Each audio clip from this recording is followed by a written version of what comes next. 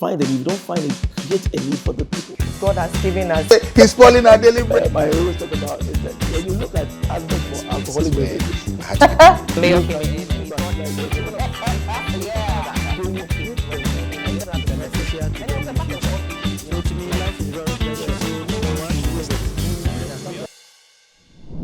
Welcome back from our new segment. So we all know that the home is supposed to be the safest place for every child in the world. However, the very place that we think that is supposed to keep these children safe sometimes tend to hide unexpected dangers, from our kitchen to our staircases to our living rooms, even on the roads. So today we are going to be discussing how to prevent accidents and keep our children safe at home and in our community. Joining me is Mr. Samuel Frimpong. He is an environmental health, safety, and quality professional with over 17 years of experience working across Africa and the Middle East in sectors including energy, mining, manufacturing, telecommunication, and utility.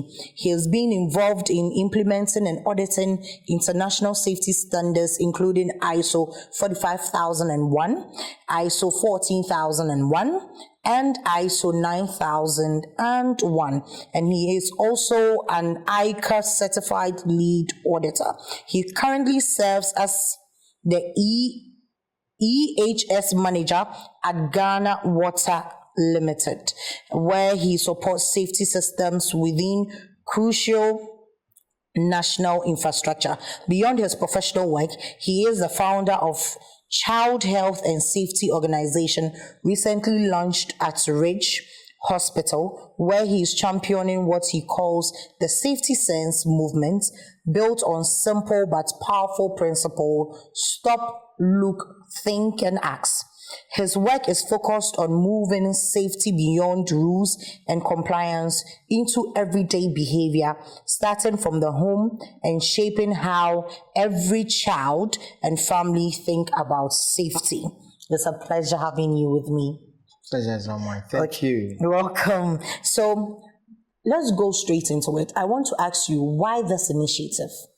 Okay, so thank you so much, Mamea, and greetings to your listeners. I've been listening to Sunny FM for a while, so I think I remember JJD and the likes of it over the years, Kojo and all that. Now, this initiative, so basically, about 5 years ago, my son, called Bibi, basically, I think I'd closed from work on my way home. My wife called me and then was shouting, "Babe, Bibi, come home now." So I think I don't know how I got home, but I got home. When I got, the neighbors had gathered around, and when I saw my son, I had a shock, because apparently I think that was involved. My wife was cooking, but it was boiling hot water, right? Our kettle, I think, that was light off, and was looking at. So I think immediately she turned, and I think my son opened the gas, the oven side, and then the water fell. So it fell, and then some splashed on him, and then the steam as well, because it was boiling hot water. Now, when we rushed him to Ridge, and when we did, he had, I think, suffered 16% burns to the body. Now, just imagine, as a health and safety person, first of all, in the home, I have fire extinguishers, so I put certain things in place. I have first aid kit. I've even bought fire extinguisher for my mom. So I'm particular about stuff. So I think it shook me. But what then was more shocking was when we got to the hospital we were there in the burns intensive care unit of Ridge Hospital for almost 18 days. Within that 18 days, I witnessed about 6 to 8 children coming in with various degrees of burns. Wow. And then it also stopped me right in my track that no, this is just not common, because being a safety professional, I know that yes, if something is repeating itself, that means what? There is, maybe we have to, when an accident happens, we do what we call corrective action, prevent it from happening again. But when the thing keeps repeating, that means nothing is basically being done. So I think from that point, around that time, I was also studying my master's in public health. So I like data, research. So I said, okay, let me do a bit of research and then see the prevalence of childhood injury. Okay. Because around that time, I've done my research also on occupational injury that involve compensation, and I've gotten some startling revelations. When I did that, I chanced upon a document, a report from WHO and UNICEF, World Injury Prevention Report, that stated that about 950,000 children die annually from preventable injuries. That means that 2,000 children die every day, of families are giving that news that your child has passed. And it was no more statistics for me, because when I was rich, I witnessed, God rest their soul, we lost 2 kids. And one of the heartbreaking things for every parent is to see another parent lose a child. You do not want to see that. It's heartbreaking, it's devastating. So I think it set my mind rolling, and in the report, they stated that top among them was drowning, and the report was for children, so below from 18 downwards, 17 downwards. So drowning, road traffic accidents, choking, poisoning, burns, falls, and I was like, so it hit me. So then I decided, okay, what can I do? Because then, looking at my son go through what he went through, and it's grace that he made it. I'm a firm believer, and there's one thing that always hit me. There was one time that after he's gotten fever and he broke, the medical doctor looked at us, and then he said, "Yet though you walk through the valley of the shadow, that you fear no evil, because the Lord is with you." Now, when the medical doctor tells you that, you realize that you've gone through hell and come back alive.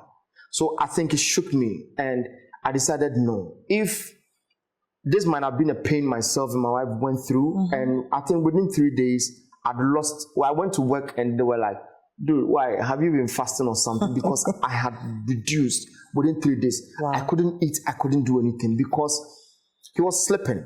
Wow. So I think for me, that moment changed me. That moment, I decided, no, I need to act. Now, so within the 5 years, I've been doing research, thinking, how do you teach a child safety? Safety is technical terms that I use. So how are you able to now convert safety for a child to be able to understand? And that is what brought me to this, and that's what brought me to what we are currently doing. And basically, we decided to do, okay, I'm an occupational health and safety specialist. So when I take the occupation, now let me move from occupational health and safety and now move to the idea of what? Child health and safety. Okay. How can I teach a child how to be safe? So in the research, I decided, okay, let me come up with a book, Safety Adventures of Bibi, and the idea was named after my son. He's Berima Brimpong. Okay. He's now like the super championing basically safety. So I curated the book for the character to have like a superpower called Safety Sense. Okay. Right. And with the Safety Sense, meaning that the child has a framework of stop, think, look, ask, where we are teaching the child to do simple risk assessment, which in occupational health and safety we do it all the time. In the mining, they have something they call Take 5. They do it all the time. They have job hazard analysis, and it is basically the same principle, but taking it so that the child can be able to understand. And doing that, we put it in graphical form. I mean, picture book. Nice. We've added other stuff to it. If you leave me, I can just go on, but maybe you let me rest here, let's see, and then we just zoom right in. Okay, so I was about to ask you, how do you explain safety to a child? To a child. So for the mother watching us, for the parent or a father watching us, explain it to that parent so that he or she can easily explain it to their world. Okay, good. So after the incident, right, and when I was doing this book, I decided to do a test case with my son, Bibi. So the first book I have, which we launched, is Bibi Discovers Safety Sense. Okay. It's like the way Superman discovers his superpower, right? So it's like what we call book origin or book 1. Okay. But after this book now, there's going to be successive books that are going to be released at very...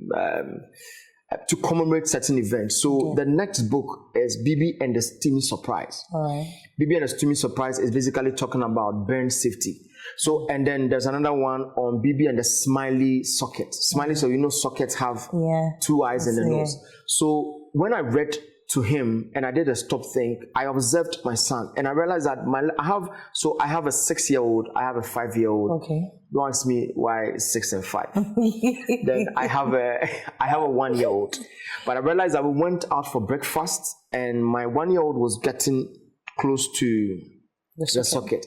And Bibi immediately, because I had read the book to him and told him, Bibi, okay, these are the implications, because the book, we are teaching safety, but not fear-based. It's to give the child ability, okay, this thing, it will zap you. When it zap you, it will hurt.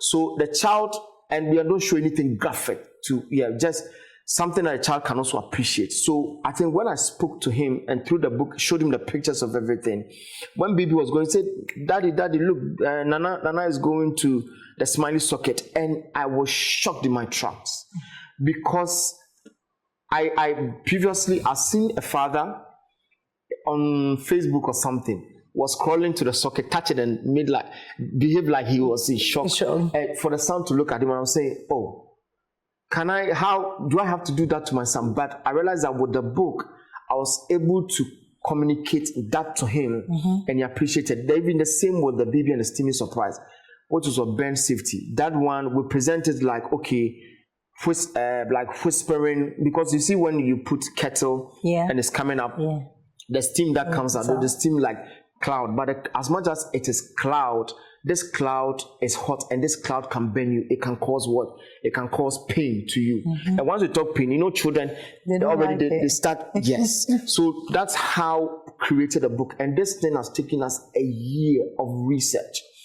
Beyond this also was something I learned that called, it's by Dr. Howard Gardner. Okay. It's a theory of multiple intelligence. All right. Children, there are some children that are creatives, can look at you and just draw you. Yeah. There are children who their ears are so they can listen and play, musically inclined. There are children who are energy, they can run around. Children who can do drama play. There are children who are more, they like reading. I'm sure when you're a child, I'm sure you would love to read. So we've been able to create the book, put in place also what we called like tips for parents and everything, so that they can create, so that the book can be able to come to the child in song. And yesterday they performed the song, safety song, looking at the stop, think, look, act. So the 4 things, the stop, think, look, ask, is where we are telling the child, when you come around the environment and there is, let's say there is fire, naked fire, or there is hot fire, just pause. Okay. Look around, see what around there can harm you, or what around there is a bit dangerous for you. Then after looking around, now the last thing is to ask. Because you see, children should be able to ask their parents. Not back then when we were growing up, you ask, then they just shut you down. So now we want to encourage the children to ask. So when they ask, then now the parents can be able to tell them, okay, oh, this thing is not good, this thing is bad. So I think that with the book, that is one of the avenues or channels to be able to teach children. And that's how come I think we are channeling it, because children learn a lot through books. Children learn a lot through books. And at school, they are taught maths, English, science, you name it, everything. But the one thing that kills 950,000 of them globally, you are not teaching them. We've left it to parent supervision, and parent supervision fails sometimes. Yes. So I think, yes, using the book is one thing that we can, so for the parent, and making the safety or anything in the home practical for the child. And that is what this book, which has taken us a year to put together. Sleepless nights, speaking to people that are into child psychology, speaking to people that are into education, speaking to safety professionals, speaking to parents, newborns. I mean, a lot has gone into this. Okay. Yes. So, but you see, the book, which we can see is great for a parent who is educated, can easily read bedtime stories for the child, so that they can grasp the knowledge in the book. But for that parent who hasn't gone to school, how do you intend to send this message across to that parent who hasn't gone to school, who speaks the local dialect or language? How will you communicate this safety adventures to such a parent to also communicate to their child. Beautiful. Thank you, Mami. So our NGO that we launched is Child Health and Safety Organization. Okay. So Child Health and Safety Organization is using an approach we call REAP. Okay. REAP. Research, education, advocacy, and partnerships. All right. Now, research is when now we are looking at using data to be able to make informed decisions about what? Identifying risk that we can tackle. Now, the education and advocacy bit is where I want to zoom in when it comes to the parents. Okay. Now, partnership, we've partnered with Ridge Hospital, right. their child health unit, okay. and then their health promotion unit, who actually do outreaches. Yes. And for us at Child Health and Safety Organization as well, we have volunteers. All right. Volunteers. And one of the things we are looking at is to do also what we call community engagement. Yes. So community engagement is, yes, we will have, and amazingly, we had Pediatric Association of Ghana. We have had conversation with them. One doctor, Dr. Dano, amazing guy. We spoke with him, and they are also willing to support. Okay. Now, the Society of Family Physicians of Ghana, we've written a letter to them, and all of these people, we are in conversations with them because it's a holistic view. We need, it's a clarion call. So the idea is to be able to now take the safety to what? To communities, take it to corporate institutions. Where yesterday, for example, let me just retract. I spoke at SHECPA, which is a conference by all the mining health and safety professionals. Okay. So we had all the mining guys there. Now, after the talk, we had some, because most of the mining communities are located in what? In communities that are deprived. Takwa. And Takwa, exactly. Takwa and all those places. And they're planning for them to pick some of these books, and then also beyond the books, also we have leaflets that we are doing. Okay. That are going to be converted to what? Local languages with pictures. All right. So that can also be communicated.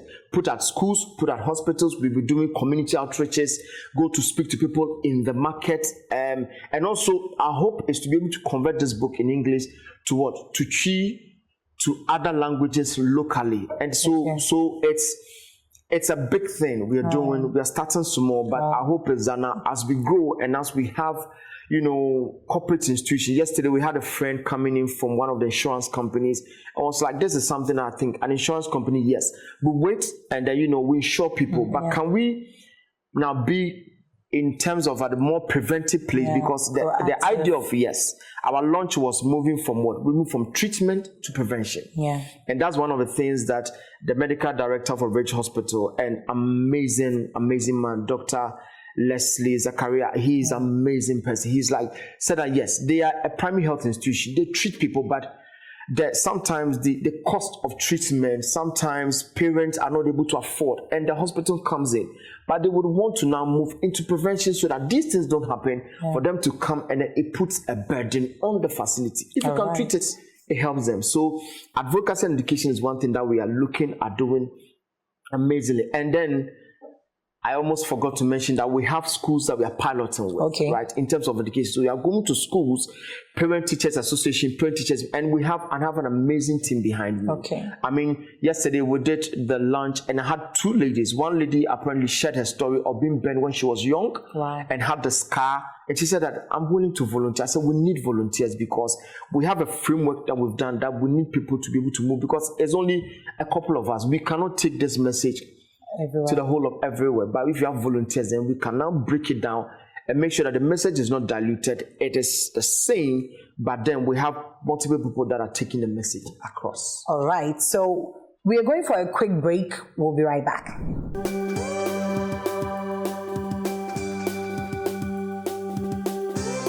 So where can you go to find encouragement? Be a part of a faith community. Get prayer. Grow in your faith. Watch inspiring videos and watch Christian TV anytime and anywhere for free. The Sunny TV GH app on iOS and Android, a great place to belong, grow, connect, go. Free Christian radio and TV in the palm of your hand.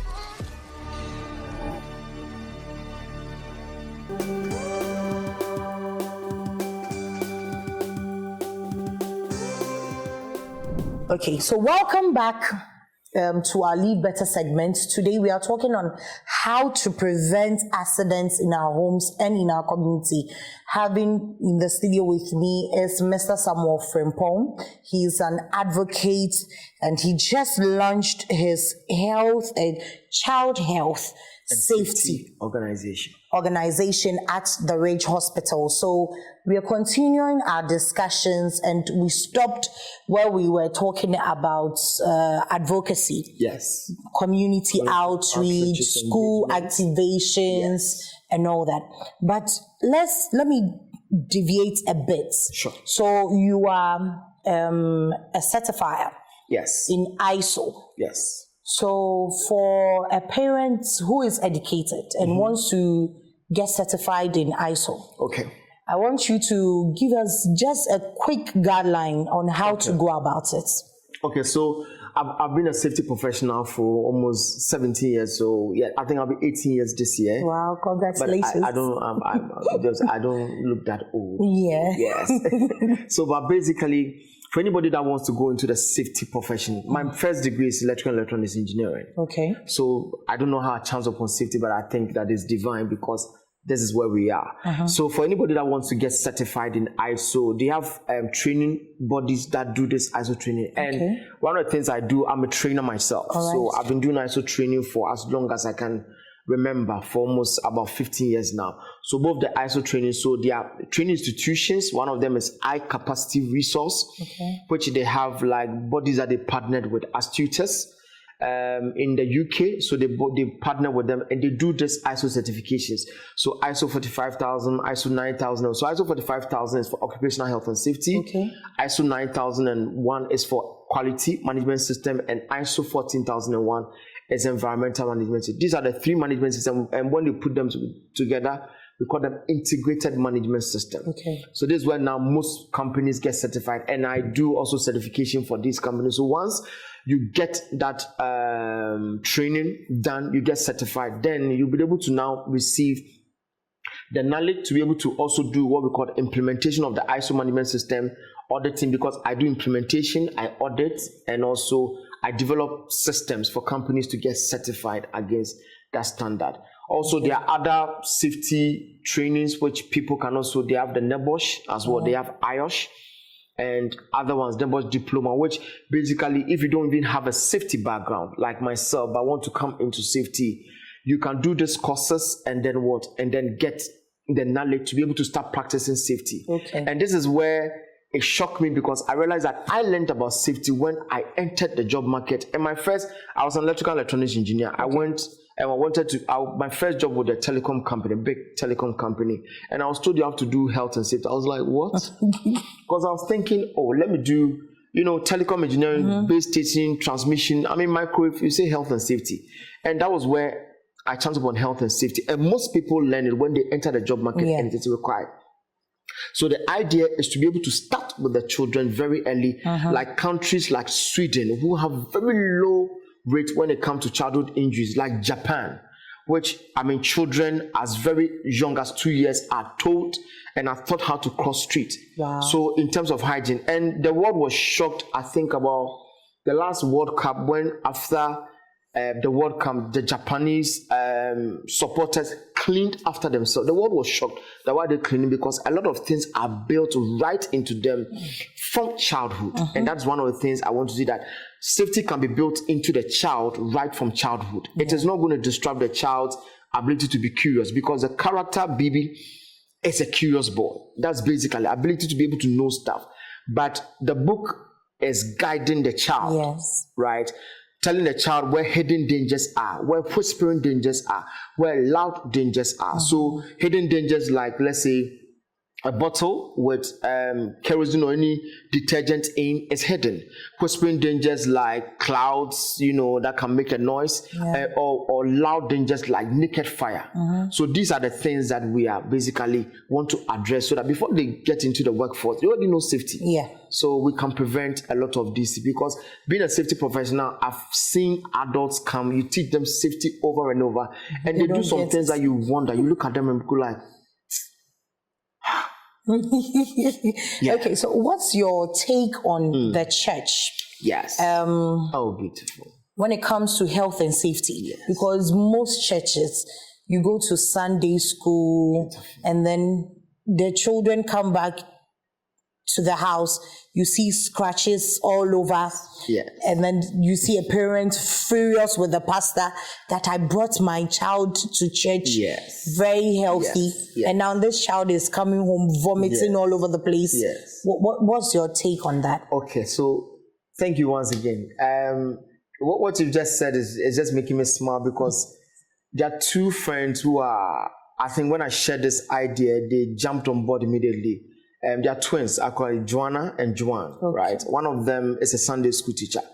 And she told me that the reason why she jumped on board immediately, because being a Sunday school teacher, she's seen both the children coming to Sunday school, some of them because they play and they get hurt, and the children also coming from home to Sunday school each and every day, sometimes with bandage. And she was shocked. Now, so one of the things was that in terms of advocacy, she wanted the church to be what? Like Sunday school to be part of what we're doing. And she being a Sunday school teacher, to be able to give the knowledge to first of all, to them on how they can keep the children safe. How we can now be able to incorporate what we are doing, our education and everything, to the Sunday school teachers and even to the children at Sunday school. So this approach, as I said initially, is holistic. We are looking at various channels, various avenues to be able to now drum home the idea of safety. So to the Sunday school teacher, there are ways and means that you can keep the children safe. I mean, children naturally are just all over the place. But I believe that there are places that play that you can make it child safe. Let me just chip in this. Because I'm a health and safety, I've practiced for this number of years, we are developing a framework with quite good friends of mine who are also knowledgeable in health and safety, that we can now get schools certified. When I say get schools certified, and we say this school is child health and safety certified, meaning that we have come to the school, we have done audit of the school, know that their playground is child safe. They have safeguarding policies, they have occupational health and safety policies as a school. They have what we call emergency preparedness and response plan.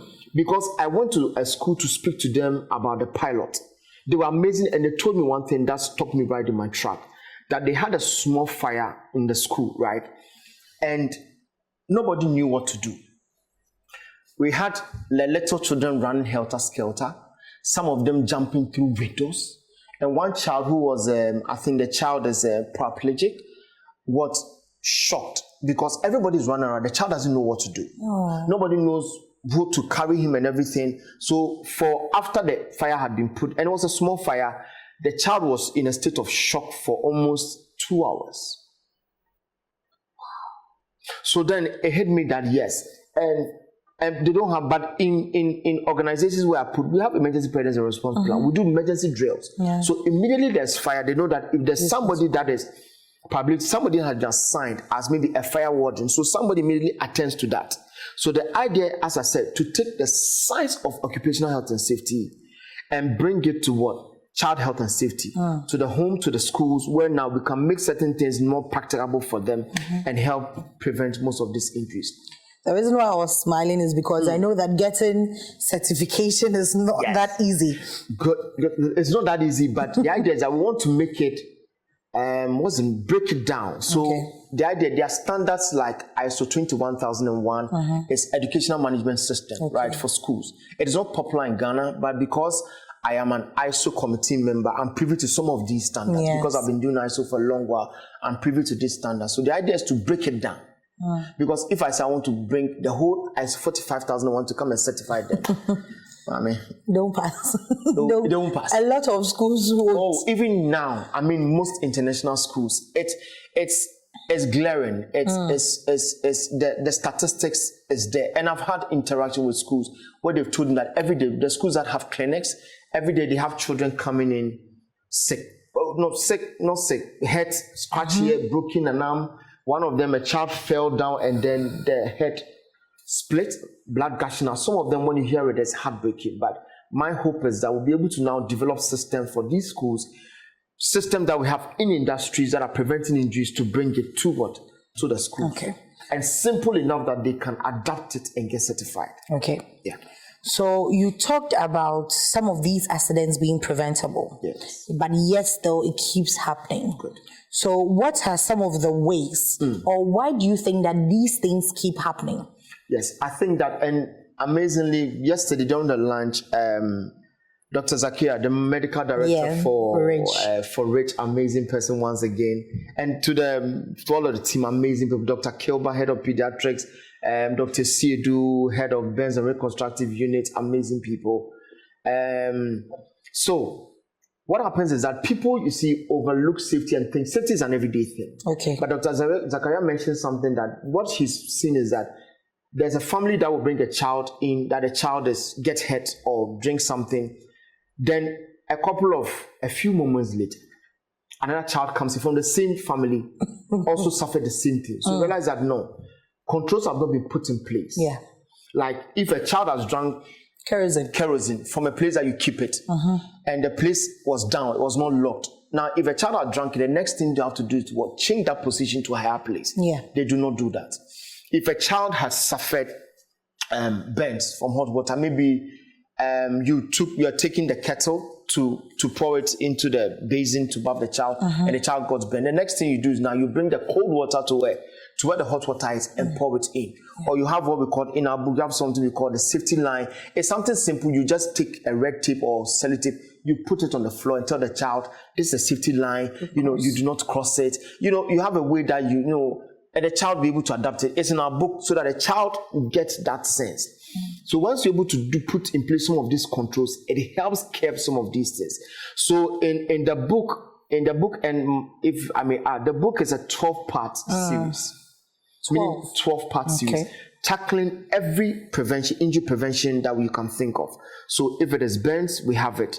If it is falls, we have it. If it is choking, we have it. If it is poisoning, we have it.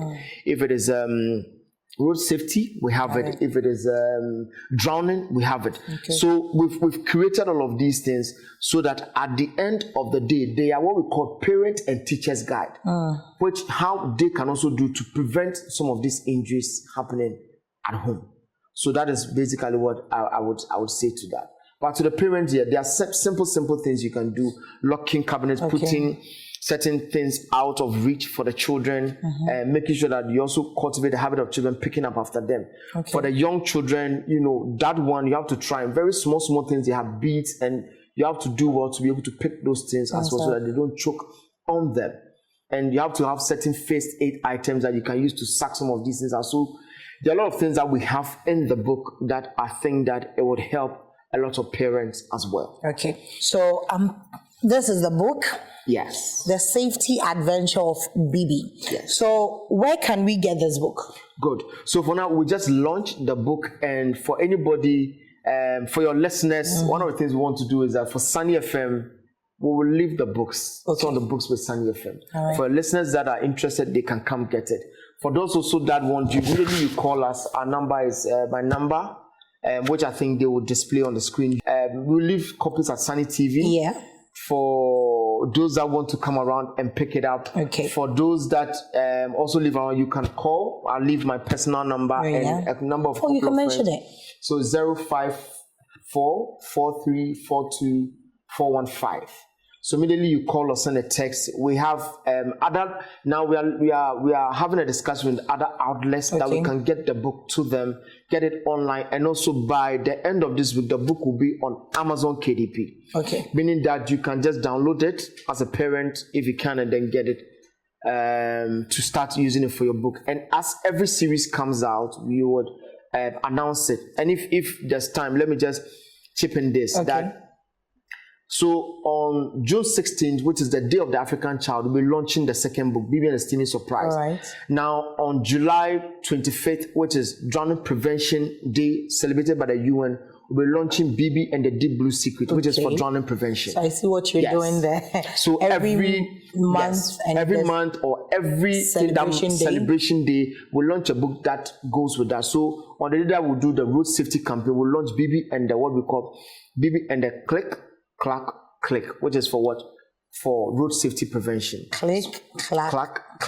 Okay. Like when you put on the seatbelt, you know, it makes that sound. So to encourage children to put on seatbelt. But beyond that also, road safety, crossing the road, look left to right.